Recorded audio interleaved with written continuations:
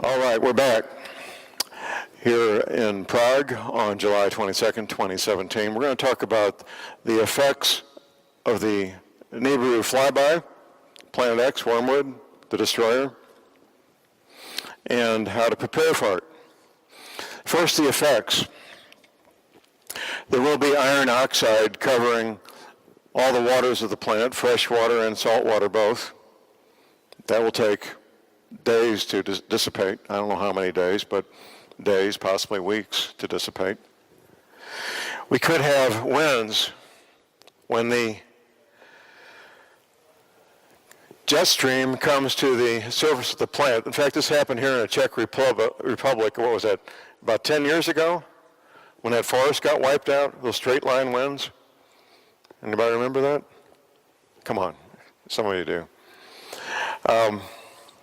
Straight line winds, maybe 100, 150 miles an hour for a better part of a day. Rocks the size of automobiles and trucks, rocks the size of this auditorium. We don't know when they're going to hit or where, but that's happened before. Meteors, rocks, and I got a pointer, all right. Earthquakes. I'll tell you what the U.S. Navy said. I got this pointer, I might as well make use of it. New Madrid, Missouri is about right there. The most dangerous seismic zone on the planet. During the winter of 1811, 1812, there were hundreds of earthquakes. 3 of them made church bells ring in Philadelphia, right up here. That's about 700, 800 miles. Now, the energy from that seismic zone goes north and south and east very efficiently, does not go west into the Ozarks, because right here, there's a ridge of granite that acts as a blocking mechanism, as a shock absorber to absorb that energy. The U.S. Navy says that when this water, this inland sea is formed, the weight of the water will trigger 3 9-point plus earthquakes, which would wipe out St. Louis, Chicago, Memphis, points east. A lot of devastation. There's going to be earthquakes all over the planet. I just happen to know about that seismic zone in North America. Volcanoes are going to kick off. Lots of volcanoes all over the planet. We may end up with 1 or 2 years with no summer, which would wipe out the growing season, of course. When these oceans come up, all the ports, most of the goods on this planet, automobiles, trucks, raw materials, petroleum, food, is moved by ship, by large cargo ships. No ports, there's no way to load and unload the ships, probably for years. What I tell my listeners on my radio show is the best thing you can do is to become part of a farm. We have an expression in the States we call a hobby farm. That's a farm where the fruits, vegetables, produce, milk, meat, whatever it might be, is meant for consumption on the premises, not to be sold to make a living. Obviously, if you have extra eggs, you sell your extra eggs, but primarily for consumption by the people on the farm. I recommend people have a 2-year supply of food. We could easily, if you're just starting out, by the way, learning how to garden, the first garden you plant is probably going to be a disaster. You can almost count on that. The second garden you plant, you may get enough food to get you by maybe for a season. By the 3rd or 4th year of gardening, you're learning how to actually raise enough food successfully to get by for a full year. It's an ongoing process. The garden, I'm not a gardener, but the gardeners I know, whether they've been gardening for 5 years or 20 or 50 years, they're still learning. It's an ongoing learning process, being a gardener. You don't want to be within 100 miles of a major city, which would be basically 200 kilometers. You really don't. There's going to be hungry, desperate people looking to feed their children. Now, movies and novels focus a lot on healthy young males going about and causing problems after a disaster like this, which of course there'd be a lot of that. But I'll tell you, ladies and gentlemen, a 25-year-old mother with a hungry 1-year-old is going to be just as dangerous as a gang member. She will do whatever it takes to get food for her child. That's just human nature. People will do whatever it takes to feed their children. The farther away you are from a major city, the better off you'll be. That's pretty much a given. I mentioned earlier today the skills a person may want. Let's talk about emergency medical treatment skills. You've got first aid, CPR, that's cardiopulmonary resuscitation. You've got advanced first aid. Now in the States we have what we call emergency medical technicians, which is entry level. In the States it's 1 semester of college to become an emergency medical technician, EMT. 3 more semesters of college and you become what's called a paramedic, which is typically the highest level of training that you find on an ambulance in the States. Getting that training now while you can would be a really good thing. We have what appears to be the luxury of time. That might be a complete illusion. But we have what appears to be the luxury of time to learn CPR, to learn emergency medical treatment, and get the equipment and supplies you need. Now, if you attempt to use medical equipment you're not qualified to use, you could hurt somebody or even kill them. Pretty serious stuff. So when you get your training, get medical equipment equal to your level of training. If you get more than you can use, more than you're qualified to use, it can be quite dangerous. And get lots of it.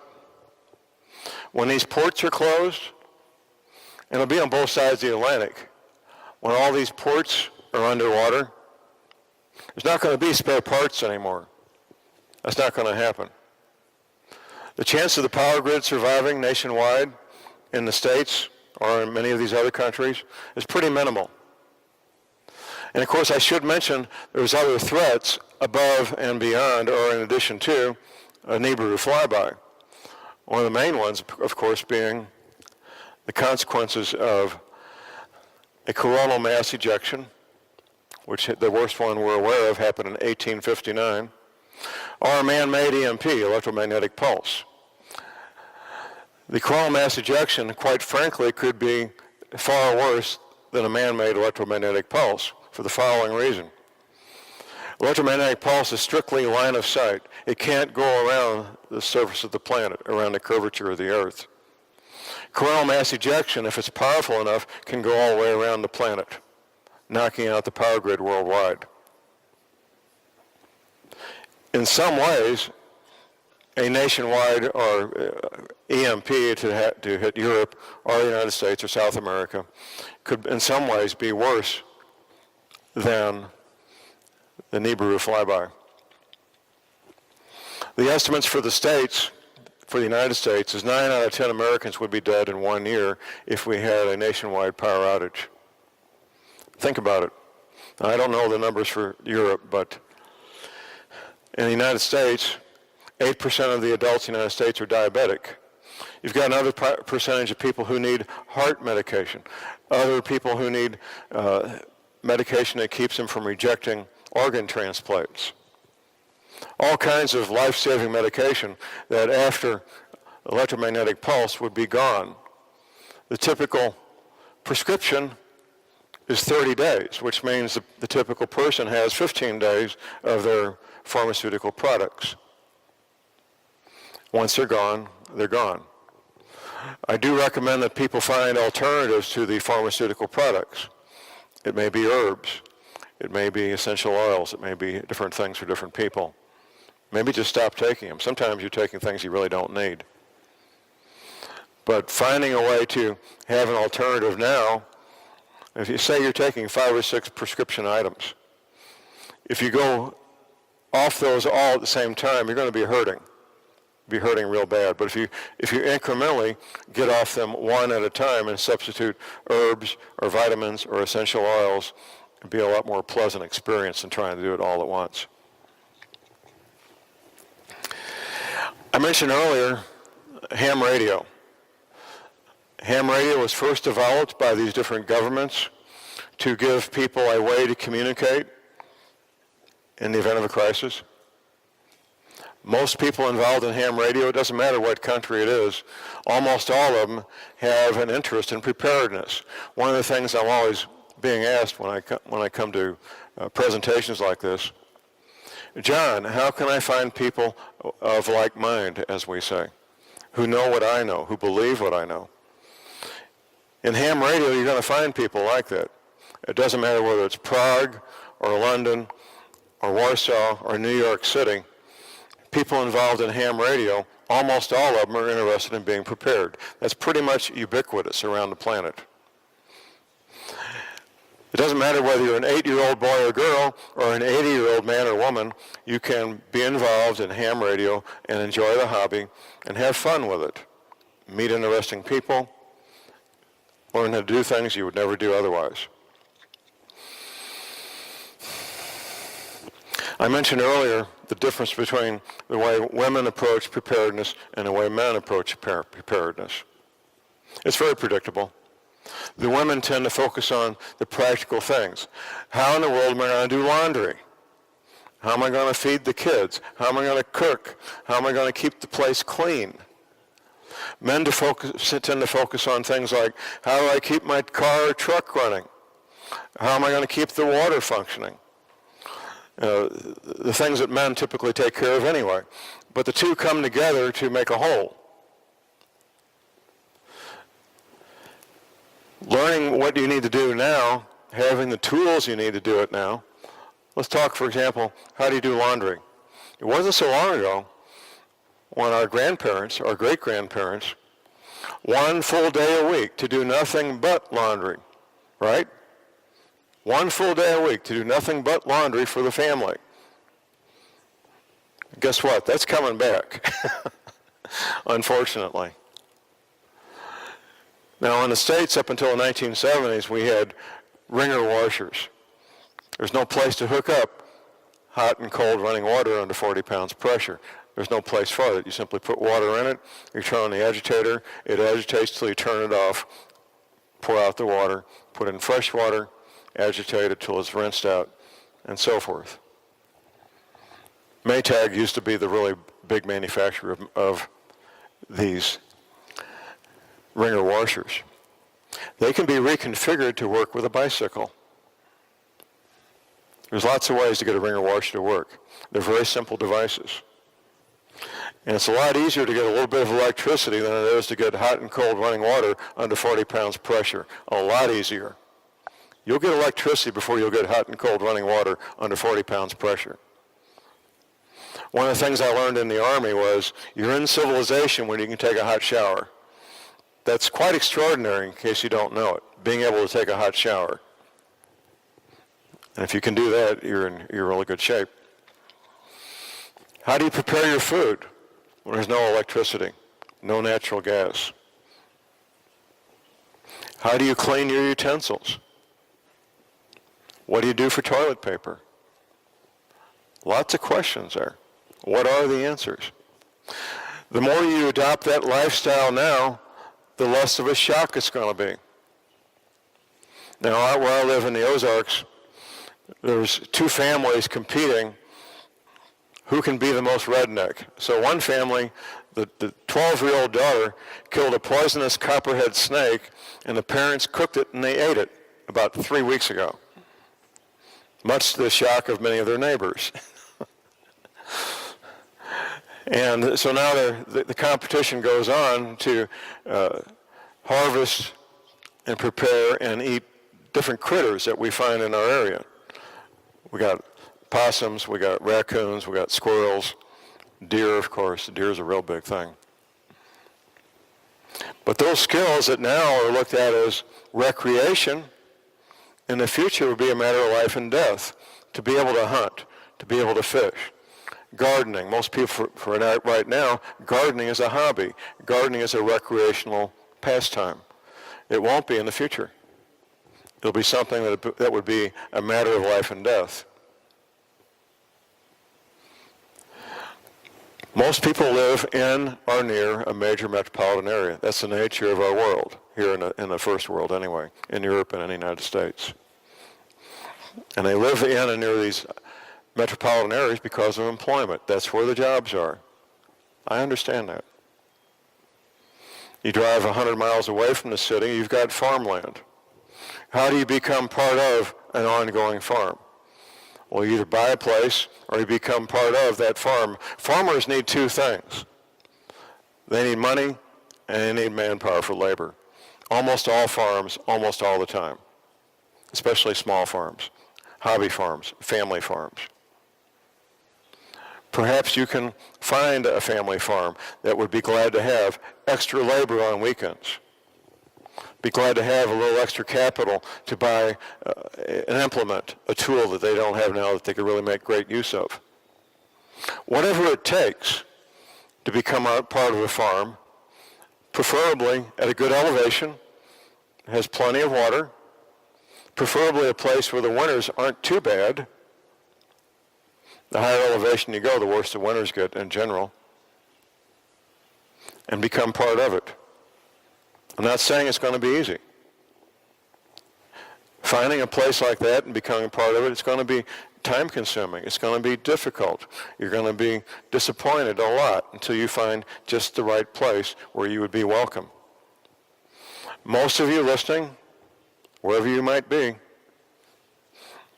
you're looking for a date. The only people looking for a date for the NIBIRU Flyby, the only people are the ones who aren't living a day-to-day life of preparedness. Because once you are, a date becomes irrelevant. It no longer matters. The Navy veterans weren't given a date. They were told, gentlemen, you start a new life, you set up your hobby farm, you start your new career, and you just live your life. They don't think about a date, they don't worry about a date, it's not an issue. And I find this to be true pretty much all the time. That the men and women searching for a date, John, when's it going to happen? I know instantly that they're not prepared, that they're not living a life of preparedness. I know that instantly. There's almost no exceptions. Almost none. It's a harsh reality, knowing that our world, as we know it, could come to a crashing end. In 2012, there was a coronal mass ejection that almost hit Earth. Not quite, thank goodness. Now, the one that hit in 1859, it hit North America. We didn't have a nationwide power grid, obviously, but we did have, from the Mississippi east, where's this thing? From the Mississippi east, we had a telegraph system. And the telegraphs went all over, east, west, north, south. Those telegraph wires picked up, they acted as antennas to pick up that energy from the sun and direct it into the telegraph offices where they set fires. The barbed wire fences in the farmers' fields picked up that energy and set the fields on fire. The scientists say that when, it's not a matter of if, when another one that size happens to hit Earth, it'll knock out the power grid and the entire, half the planet at least, maybe the whole planet. One of the things you find out when you look into these power grids, whether it's Europe, South America, and North America, it doesn't matter. There's these massive multi-million-dollar transformers that make everything work. In the United States, there's about 19 of them. They're so big and so expensive and so reliable that they don't have backups. If they do need to buy a new one, right now, in 2017, from the moment they place the order until the time they take delivery, with everything working normally, is 1 year. When everything's broken, that's over. It's not going to be any delivery. It's not going to happen. I'm sure Europe's in the same situation with these massive, expensive transformers that control and make everything work.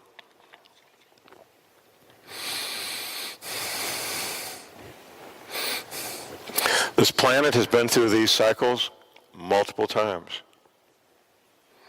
We've been smashed down to the mud and recovered as human beings multiple times. This will be no exception. Who's going to survive?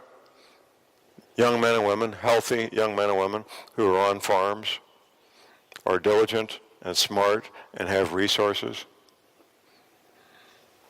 They'll be the ones that will survive. Older folks, well, many of us will survive also if we're healthy and work hard and are diligent. But most people won't. 9 out of 10 people on this planet will die if there's a worldwide coronal mass ejection event. Very harsh reality. I want to open this up to questions. It's one of my favorite parts, and I told Alexander I would be up here half an hour, and we're coming up not too far from that. So questions from the audience, please. Are you scratching your head, or do you have a question? Alexandra?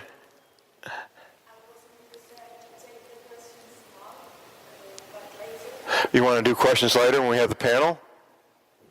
That's fine. That's fine. No problem. What do you think about other countries? Which other countries? For example, Sweden. Well, the farther north you are, the less problems you're going to have with the ocean, on one hand. Now, here's something I didn't mention now. The North Pole would be up here, above this, that's Canada. North Pole would be way up here. There's 2 North Poles. True North, which is where the axis of the planet is, and magnetic north. This has happened many times, and the scientists have figured this out. Magnetic north right now is moving towards Siberia. Magnetic north is in Siberia. For about 36 centuries, magnetic north moves in a certain direction, and then over a period of maybe 3 days to a week, true north catches up with it. That's the pole shift. That's the pole shift. And it's quite an event. Most of us will live to see at least most of it, maybe all of it. That's when these oceans come out of their basins, flooding these areas. Now, there's going to be 2 parts to the flooding. There's going to be the slosh, which could be 200 meters, and there's going to be the new ocean levels, which won't be that high, depending on where you are. I didn't mention where all the water is going to come from. This is pretty important. Now, here's South Texas, you got Mexico. You got the equator down about here. Sea level is measured at Cornwall, England. It's been that way for more than 200 years. They took a big rock at the edge of the Atlantic Ocean. They made a horizontal line. They said, this is sea level. When you get to the equator, the ocean is not quite 500 feet, about 490 feet above that horizontal line in Cornwall, England. Most of us, when we were kids, we would take a bucket of water, a full bucket, and swing it over our heads real fast, and the water doesn't come out, right? You did that. Well, that water at the equator is held in place by 2 things, the rotation of the Earth and gravity. Anything that disrupts the rotation of the Earth is going to disrupt that bulge of water. That bulge of water at the equator is tens of thousands of cubic miles of water. That's where the water is going to come from. It's all going to be displaced. When that happens, well, everything changes. And John, the new equator, how do you think it will look like? The equator? The equator, you suppose that it will be altered, isn't it? Well, there'll be a new equator. Yeah, and The old equator will be gone, and it'll be a new equator. Yeah, and could you tell us here in Czech Republic, for example? Well, we need to look at a globe. You may be far enough away from Siberia and Russia that you'll have a warmer climate here, I hope. It's going to be a 45-degree pole shift. I'm pretty certain of that. Without having a globe and looking at it, it's difficult to tell exactly where Czech's going to end up. I hope you end up in a warmer climate. That would be a good thing. And you may be far enough west that would be the case. I hope so. We don't have any control over it, obviously. Whatever's going to happen, it's going to happen. And there's going to be mass migrations. If you end up in an area where you have winter 6 or 8 months a year, you're probably going to want to get away from it and go south. That's the most likely scenario. Could you say something how you expect the dust will be and the stones? How the what would be? Dust. The iron oxide? Yeah. Well, it's mentioned in the Bible when Moses was leaving Egypt, how the water turned red. That was iron oxide. And Dr. Velikowski, as I mentioned earlier, he demonstrated by the ancient records that it happened all over the planet at the same time. You won't be able to drink that water. It'll make you real sick. And you'll have to have a source of water coming from underground, obviously, or a way to purify it if it's a surface water. Water's going to be a big thing real quick, by the way.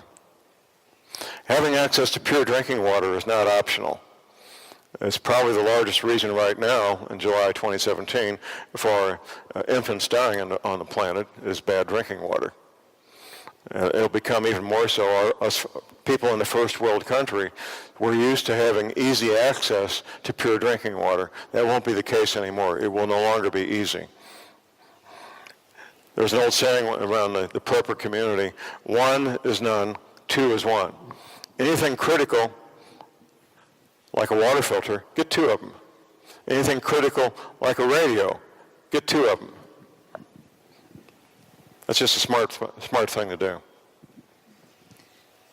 How do you think will it be difficult to breathe the dust? Should we cover? You don't want to be breathing in iron oxide. You just stay indoors. If you have to go out, put some kind of filter or mask on. It wouldn't take much. A T-shirt would filter out enough that you'd be okay. If you stay out of it for 24 hours, you're probably going to be okay. And stones? The stones, well, they're going to hit. In fact, you may want to make a note of this. One of the largest meteor craters on the planet is about 10 miles from where I live. Crooked Creek Meteor Crater.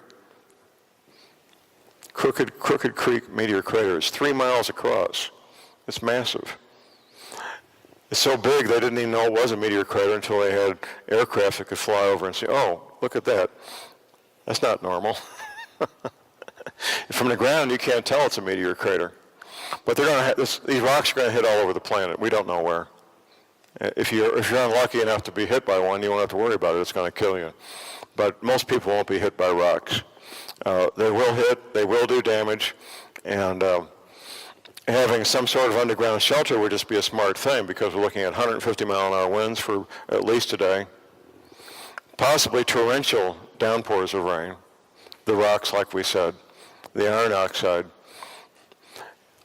Having underground shelter would be a real smart thing if you can do it.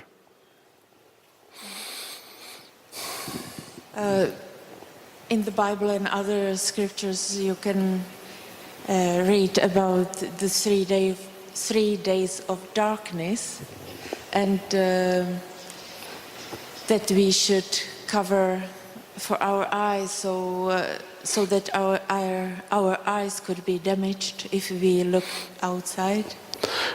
Well, I think you're talking about the kill shot.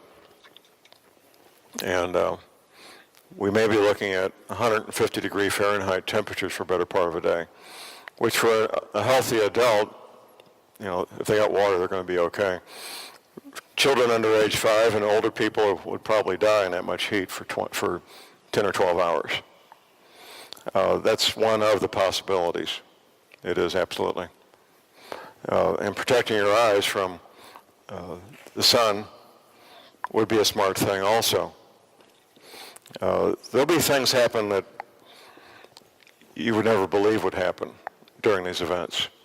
Things, as we say, of biblical proportions. People will be desperate. Men, healthy men, typically not afraid of anything, would be falling on their knees and crying. That's how bad it will be. And how do you prepare mentally or? Well, this is maybe how I should end up this part of this, and that's spiritual preparedness. I address this on my radio show occasionally. I tell people the following. It is not my job as a radio talk show host to tell you what your spiritual belief should be, on one hand. On the other, I do feel a responsibility to let you know that that part of your life needs to be addressed, whatever it is for you, whatever it is. We know from the interviews and books of people who survived POW camps and concentration camps in World War II, the men and women who went into those camps with a strong spiritual foundation were far more likely to survive than the ones that didn't. The ones that didn't have a strong spiritual foundation, they're the ones that curled up into a ball and died and did not survive. So work on that. Begin that quest. It can and should become a lifelong quest, your spiritual preparedness. Finding peace with your Maker. Finding peace with your Creator. Whatever your verbiage is, it doesn't matter.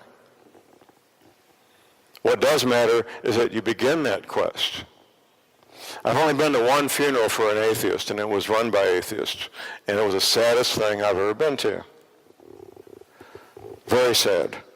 And the atheists in control would not permit any mention of God, any prayers. They simply did not let it happen. It was a very sad event. I felt very sorry for the family of this gentleman. He was a friend of mine. So work on that.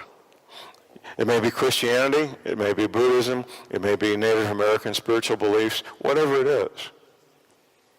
My friend Tim Spencer is a Native American, and he says quite frankly, John, I'm not a Christian. We have our own beliefs. And I said, Tim, I respect that. And they do. And whatever your beliefs might be, you folks listening and watching this DVD, this movie, maybe you've walked away from that for whatever reason. The beliefs you were born into as a family, in your family, the beliefs that you may have had at some point in your life you no longer do, the beliefs that you don't take seriously, maybe only on Sunday you think about them. Go back to your roots, whatever that is for you. It might be Judaism, might be Christianity, might be Buddhism, Native American, doesn't matter.